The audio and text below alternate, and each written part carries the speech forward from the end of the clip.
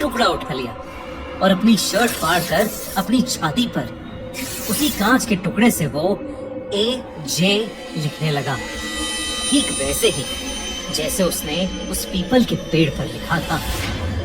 ये सब देखकर अभिनव की रूह कांप गई थी। सुबह के 5 बज चुके थे और समुद्र के ऊपर से अब सूरज उगता दिखने लगा था।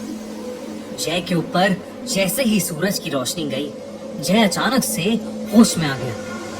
ऐसा लग रहा था कि जैसे उसे अपने साथ हुई कोई भी चीज याद नहीं थी और वो अपने सीने पर बने घाव को देखकर बहुत ज्यादा घबरा गया था। उसके बाद वो दोनों चुपचाप अपने घर चले गए। उस दिन शाम होते ही जय की तबीयत खराब होने लगी। जय अपने बिस्तर पर लेट तो गया, पर उसे बिल्कुल भी नींद नहीं आ रही थी। उसके दिमाग से उस जीव की शक्ल निकल ही नहीं रही थी। तभी जय को अपने कमरे से किसी के गुर्राने की आवाज आई। आवाज ठीक वैसे ही थी जैसी उन्हें कल उस पेड़ के पास से आ रही थी। जय इतना घबरा गया कि उसने डर के मारे अपनी आंखें बंद कर लीं और चादर को अपने मुंह पर चढ़ा लिया।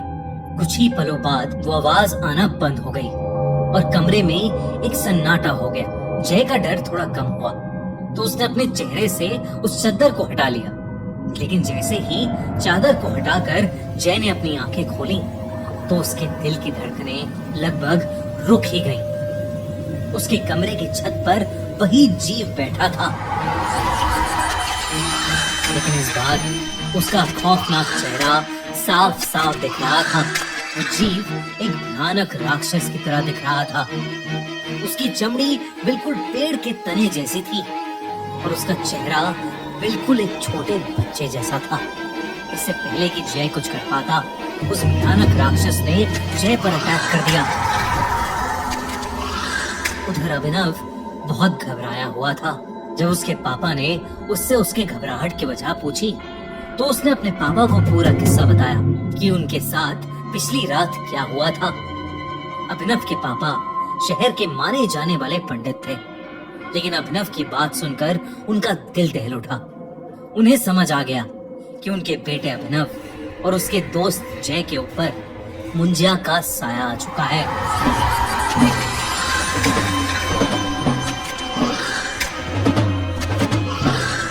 उन्हें बताया कि मुंजिया एक ऐसा असुर है जो एक बार पीछे पड़ जाए तो पीढ़ियों तक पीछा नहीं छोड़ता।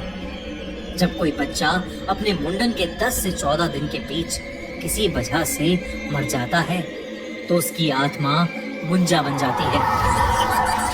मुंजा एक गुस्से से भरे बच्चे की तरह होता है और पीपल के पेड़ पर रहता है, और अगर कोई उस पीपल के पेड़ से छेड़खानी करे तो वो उस इंसान के पीछे पड़ जाता है। उन्होंने उसी वक्त अभिनव और जय को लेकर उस पेड़ के पास जाने का डिसीजन लिया।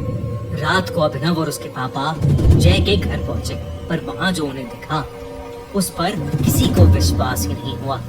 जय की अपने बिस्तर में ही मौत हो चुकी थी।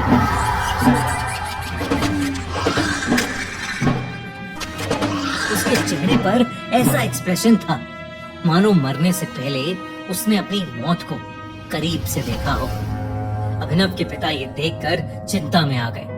वो अभिनव को लेकर फौरन उस पीपल के पेड़ के पास पहुंचे और अभिनव के पिता ने उसी समय उस पेड़ के सामने एक छोटी सी पूजा करके उस मुंजा से हाथ जोड़कर माफी मांगी। वो कई घंटों तक पूजा करते रहे और उस मुंजा से माफी मांगते रहे। जैसे ही सूर्य उदय हुआ वो दोनों अपने घर वापस आ गए। उस दिन के बाद से अभिनव को कभी वो मुंजा नहीं दिखा, लेकिन अभिनव ने अपने सबसे करीबी दोस्त को खो दिया।